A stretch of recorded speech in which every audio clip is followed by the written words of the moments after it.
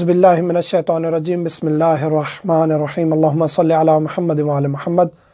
मोमिनीन कराम, आज हमारा उन्वान है कि पिछले रमज़ान के या पिछले जिनके रोज़े क़ज़ा हैं पिछले रमज़ानों के, तो वो इस रमज़ान से पहले क्या करेंगे। ये सवाल बहुत ज़्यादा आ रहा है कि हमारे वो पिछले रोज़े आया ख़त्म हो जाएंगे और हम यही रमज़ान के रोज़े रख लेंगे काफ़ी हैं, या उनके बदले हम कोई कफ़ारा या फ़िदिया दे देंगे और रोज़े नहीं रखने पड़ेंगे, या ज़्यादा रोज़े बच गए और दिन थोड़े बच गए हैं तो अब कैसे रखेंगे।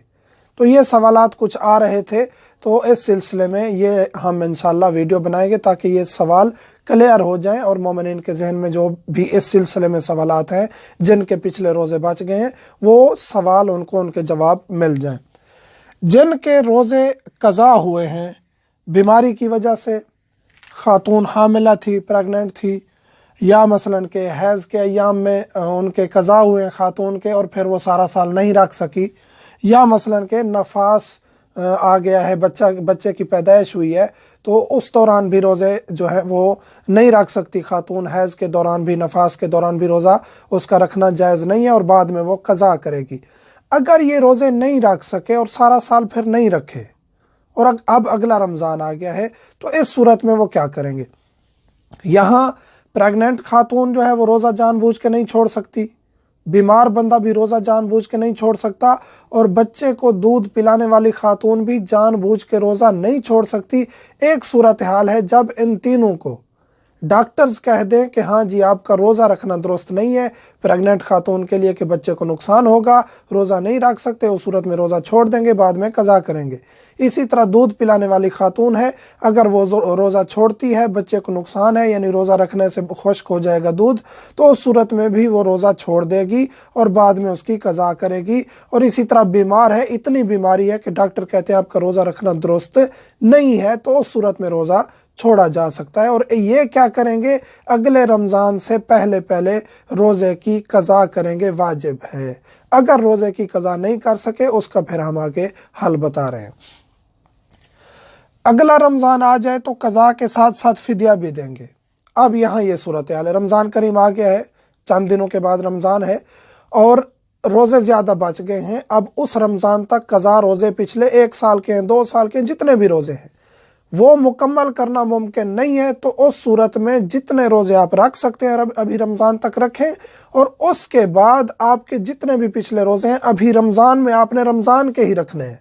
जो ही रमज़ान स्टार्ट होगा आपने इसी रमज़ान के अदा रोज़े रखने हैं। बाकी जो पिछले बच के रमज़ान के बाद आप किसी भी दिन किसी भी महीने स्टार्ट करेंगे, लेकिन हर रोज़े के बदले में एक दफ़ा, चाहे वो पिछले कितने सालों का भी क़ज़ा नहीं है, एक दफ़ा हर रोज़े के बदले में फ़िदिया देना ज़रूरी हो जाएगा, वाजिब हो जाएगा। हर रोज़े का फ़िदिया 750 ग्राम है। 750 ग्राम गंदम भी दे सकते हैं, चावल भी दे सकते हैं, अनाज में से कोई भी चीज़ दे सकते हैं जो खाने पीने की है, और एक दफ़ा वाजिब है। मोमिन मुस्तहिक को देना है। ये फ़िदिया किसको देना है? मुस्तहिक मोमिन जो गरीब है, जिसकी हालत ऐसी नहीं है कि वो बच्चों को फरावानी के साथ 2-3 टाइम का खाना दे सकता हो, तो उसको ये फ़िदिया देंगे। और पैसे नहीं दे सकते, जिन्स खरीद कर देंगे, जिन्स देंगे। हर रोज़े के बदले 750 ग्राम आपने जिन्स देनी है एक रोज़े के बदले, ये फ़िदिया है। क़ज़ा हर सूरत में वाजिब, ये नहीं है कि आपने फ़िदिया दे दिया और आप पर क़ज़ा नहीं है, क़ज़ा वाजिब है। रमज़ान के रोज़े रख के आपने बाद में पिछले जितने रोज़े आपके क़ज़ा हैं काउंट करेंगे, अदद अगर याद नहीं है तो अंदाज़ा करेंगे और उनको आपने अंजाम देना है, वाजिब है, क़ज़ा माफ़ नहीं है। रोज़ों की क़ज़ा में तरतीब ज़रूरी नहीं है, रोज़ों की क़ज़ा में कोई तरतीब ज़रूरी नहीं है। आपके 10, 15, 20 बच गए हैं, मुख्तलिफ़ रमज़ानों के हैं, मुख्तलिफ़ सालों के, ये ज़रूरी नहीं है कि इस रमज़ान के रख रहे हैं या मसलन के जो पिछले साल के हैं वो रख रहे हैं और 2 साल पहले वाले, ये तरतीब के साथ नियत करना ज़रूरी नहीं है। बस 10 हैं, 12 हैं, 20 हैं, 30 हैं, जितने रोज़े हैं ऐसे रखते जाएंगे, जब अदद मुकम्मल हो जाएगा तो वो आपके मुकम्मल हो जाएंगे। ये तरीक़ाकार था जिनके पिछले रोज़े बच गए हैं, और क़ज़ा हर सूरत में वाजिब है जिनके इन वजह से छूटे हैं। एक बंदे पर क़ज़ा नहीं है माज़रत चाहता हूँ, एक बंदे पर क़ज़ा नहीं है कि जिसकी बीमारी सारा साल जारी रहती है, सारा साल बीमार रहता है, उसको कभी शिफा نہیں ملی، خداوند کریم ہر مومن کو شفا کامل عطا کرے ہر بیماری سے۔